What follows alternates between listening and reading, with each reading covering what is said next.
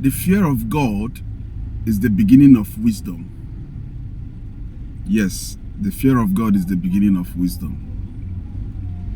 One thing you owe yourself and your kids, your children, is to instill in them the love of Christ, the love of God.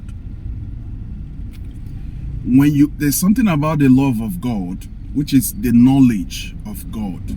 So try as much as you can to instill in your kids the knowledge of Christ.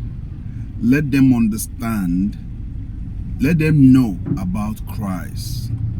Right? When they have that knowledge, which is the fear of God, there are certain things ordinarily you cannot do.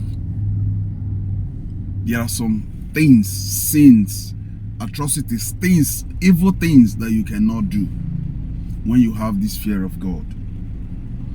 So the fear of God, like they said, is the beginning of wisdom.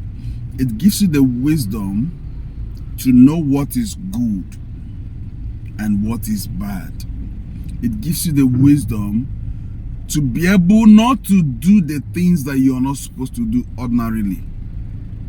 Right? So all you owe your kids is to instill the fear of God in them.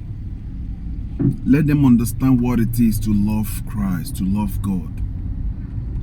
I could remember when we were growing up, right? My dad will always tell you about God every morning and every night before we go to bed.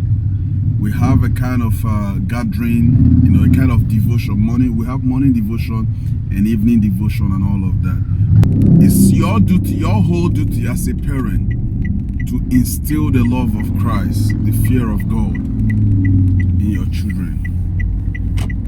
When they grow up, they will not depart from it.